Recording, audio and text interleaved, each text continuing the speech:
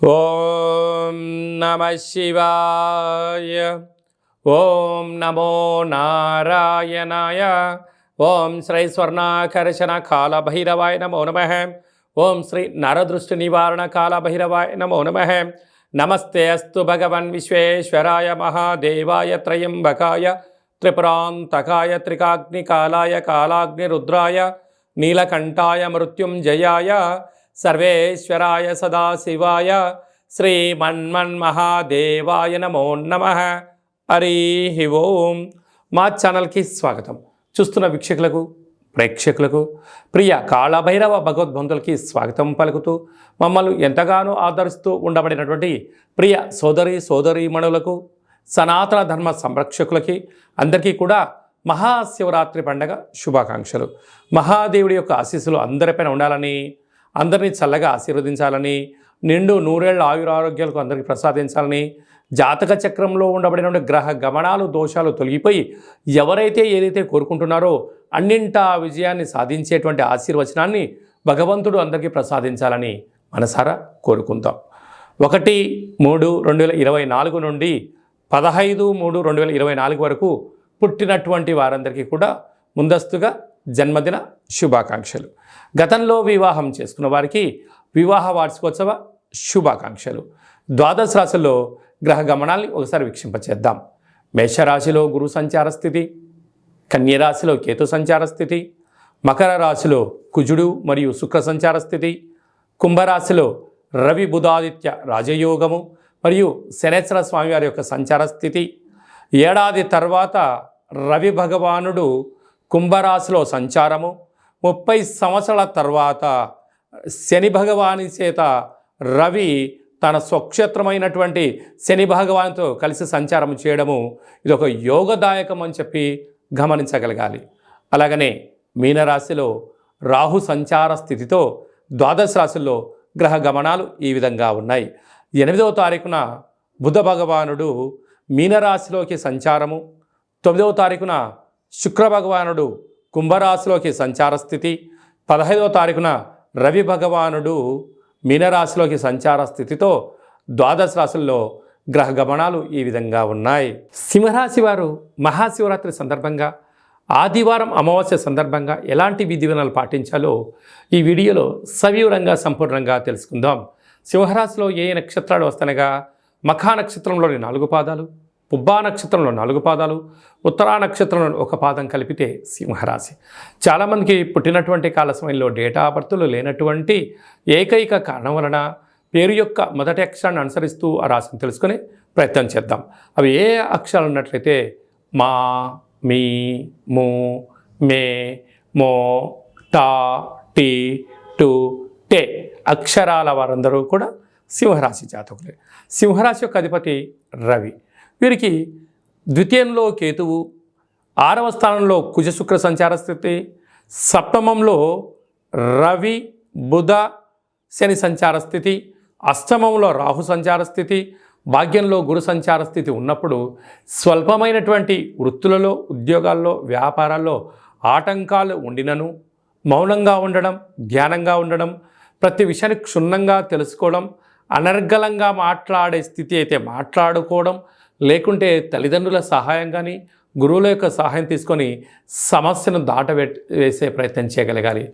అంతా నాకు తెలుసు కదా అని మీరు అనుకుంటావో మనకేమీ తెలియకుండా ఉండేది పోతుంది, ఉంచుకునేది పోతుంది, రాబోయేది రాకపోవడం జరుగుతుంది.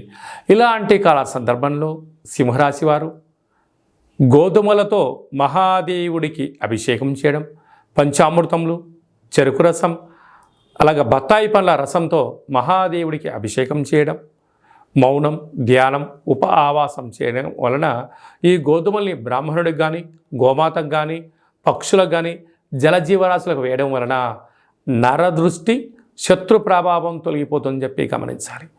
ఆదివారం అమావాస్య సందర్భంగా తెల్ల జిల్లేడి యొక్క వృక్షం దగ్గర పూజ చేయడం, దీపాన్ని పెట్టడం, వృక్షాన్ని తీసుకొచ్చి ఇంట్లో పెట్టుకోవడం, కాళభైరవ హోమాన్నిలో పాల్గొనడం, ఎర్రటి గుమ్మడికాయని దిష్టి తీసి పాల్గొట్టడం వల్ల శత్రు, తంత్ర, పరతంత్ర, తాంత్రిక దోషాలు తొలగిపోతాయని చెప్పి గమనించాలి. స్వయం వృత్తులు, ప్రభుత్వ ఉద్యోగస్తులు, ప్రైవేట్ ఉద్యోగస్తులు, రియల్ ఎస్టేట్ వ్యాపారాలు, ప్రభుత్వ అనుబంధ సంస్థలు, విద్యార్థులు ఈ విధి విధానం పాటించి తీరాలని చెప్పి గుర్తుపెట్టుకోవాలి. మార్చి 1వ తారీఖు నుండి 15వ తారీఖు వరకు ముఖ్యమైనటువంటి పండుగల గురించి క్లుప్తంగా, సవివరంగా, సంపూర్ణంగా తెలుసుకుందాం. 4వ తారీఖున సోమవారం బహుళాష్టమి సందర్భంగా అచితాంగ కాళభైరవ స్వామి స్మరణ, ధ్యానము, కుష్మాండ దీపము, సౌభాగ్య ముడుపు కట్టడం వల్ల సకల అష్టకష్టాలు తొలగిపోతాయని చెప్పి గమనించగలగాలి. 8వ తారీఖున మహాశివరాత్రి పండుగ, విశేషమైనటువంటి శుక్రవారం, శ్రవణ నక్షత్రం, ధనిష్ఠా నక్షత్రంతో కూడుకున్నటువంటి మహాశివరాత్రి అవ్వడం వలన మనకు అయోధ్య రామ మందిర నిర్మాణం తదనంతరం తర్వాత మొట్టమొదటిసారిగా వస్తూ ఉండబడిన మహాశివరాత్రి పండుగ సందర్భంగా మనమందరం కూడా జన్మకో శివరాత్రి అన్నట్టుగా ఈ యొక్క 2024వ సంవత్సర ప్రారంభ కాలంలో శుక్రవారం కళౌ వెంకటేశ్వర అన్నట్లుగా శ్రీ వెంకటేశ్వర స్వామి వారి యొక్క జన్మ నక్షత్రం రోజున మాస శివరాత్రి, మహాశివరాత్రి సందర్భంగా మనమందరము కూడా వీలైనంత వరకు ఉప ఆవాసం ఉందాం, శివనామస్మరణ చేద్దాం, వీలైనంత వరకు మౌనంగా ఉండే ప్రయత్నం చేద్దాం. ఆ ఆది మహాదేవుడి యొక్క ఆశీస్సులు పొందుదాం.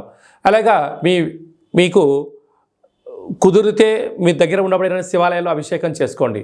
అలా కుదరలేనటువంటి పక్షంలో కానీ, లేదు ఇంకొంచెం భగవంతుడి యొక్క ఆశీస్సులు పొందాలి అన్నట్లయితే మన యొక్క కాళభైరవ స్వామి యొక్క దేవాలయంలో సహస్ర ద్వాదశ జ్యోతిర్లింగేశ్వర స్వామివారు, 1,00,000 రుద్రాక్షల మహాదేవుడిని ఏర్పాటు చేయడం జరిగింది కనుక మీ గోత్రనామాలు మాకు పంపించినట్లయితే మీకు వాట్సాప్ ద్వారా వీడియో కాల్ చేయించి మహాదేవుడికి రుద్రాభిషేకము, శతరుద్ర హోమాన్ని చేయించడం జరుగుతుంది. కనుక భక్తులందరూ కూడా మహాదేవుడి యొక్క అభిషేక కార్యక్రమంలో పాల్గొని ఆ పార్వతీ పరమేశ్వరుల యొక్క కృప కటాక్ష వీక్షణ పొందగలరు.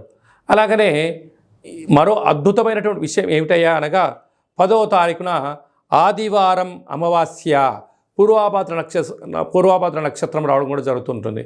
అంటే మాసాలలో ఆమాకావైనట్టుగా మాఘమాసము, అందులో మహాశివరాత్రి తదనంతరము ఆదివారం రోజు అమావాస్య రావడం వల్ల అద్భుతమైన అతీంద్రియమైన శక్తి సంపాదించడం కోసము ధ్యానం, పూజ, హోమ కార్యక్రమంలో పాల్గొన్నట్లయితే సకల శుభం కలుగుతుందని చెప్పి గమనించాలి. కనుక ఈ కాళభైరవ స్వామికి ఆశీస్సులు పొంది ఆ అమావాస్య రోజు సకల దుష్ట ప్రభావాల నుంచి, భూత ప్రేత పిశాచాల నుంచి, అపమృత్యు దోషాల నుంచి, వాహన ప్రమాదాల నుంచి తొలగించడం కోసము ఏ రాశి వారు, ఏ నక్షత్రం వారు ఎలాంటి విధి పాటించాలో సవిరంగా సంపర్వం కూడా మనం తెలుసుకుందాం. అదే కాకుండా ఈ యొక్క మార్చి నెలలో ప్రథమార్థమంతను కూడా అద్భుతమైన విజయం సాధించగలగాలి అన్నట్లయితే మనం ఒక్కసారి ఈ పాత్రను గమనించినట్లయితే ఇది ఒక కంచు పాత్ర. ఇందులో మనకు రాసులు 12 ఎలా ఉంటాయో 12 రాసులను అచ్చు వేయడం జరుగుతుంది. కనుక ఈ యొక్క పాత్రను మన యొక్క పూజా మంత్రంలో ప్రతిరోజు పూజ చేసిన తదనంతరము మనసులో ఒక్కొక్క నెలలో ఒక్కొక్క కాళభైరవ స్వామి ఉంటారు కనుక ఈ యొక్క మాఘమాసంలో అచితాంగ కాళభైరవ స్వామిని స్మరించాలి. కనుక స్వామికి ఆశీస్సులు ఎలా పొందాలో తెలుసుకుందాం. అలాగే మనసులో ఓం అచితాంగ కాళభైరవాయ నమః అని అనుకొని ఇలా శబ్దం చేసినట్టయితే ఒక పాత్రలో ఓంకార శబ్దం రావడం జరుగుతుంది.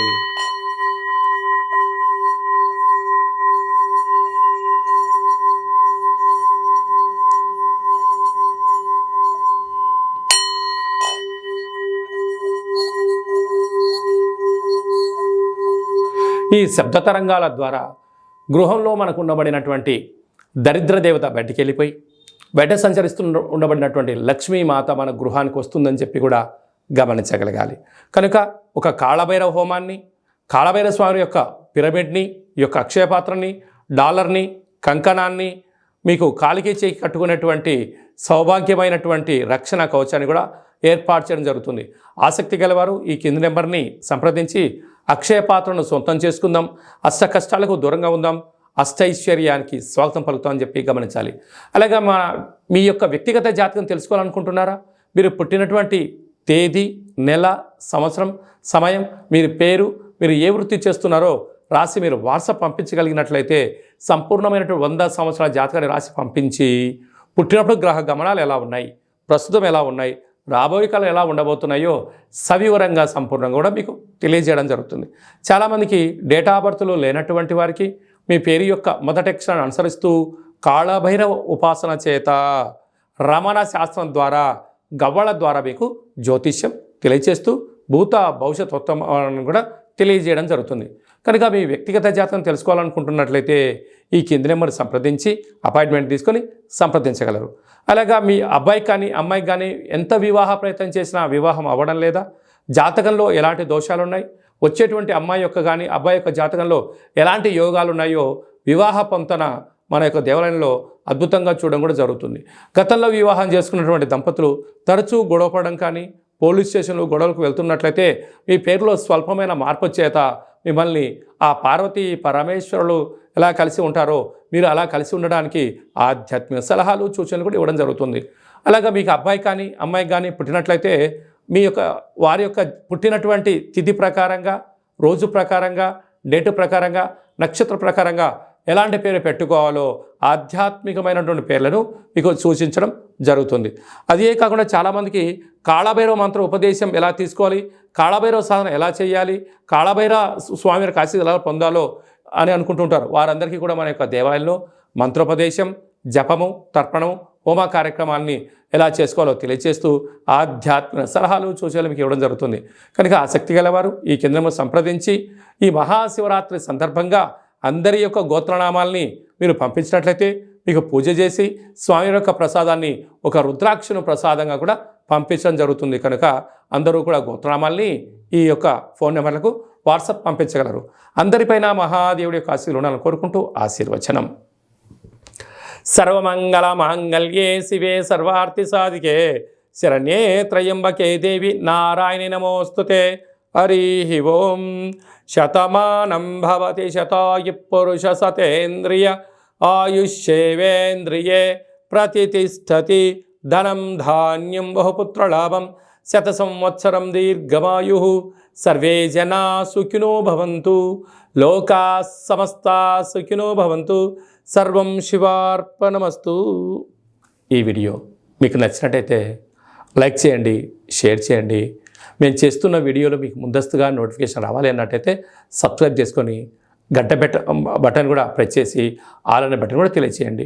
మీరు ఎవరి క్షేమాన్ని కోరుకుంటున్నారో లేదా మీ క్షేమాన్ని ఎవరైతే కోరుకుంటున్నారో వారందరికీ ఈ మహాదేవుడి యొక్క అభిషేక కార్యక్రమమైనటువంటి ఈ వీడియోను అందరికీ ఫార్వర్డ్ చేయండి. మహాదేవుడి యొక్క ఆశీస్సులు పొందండి.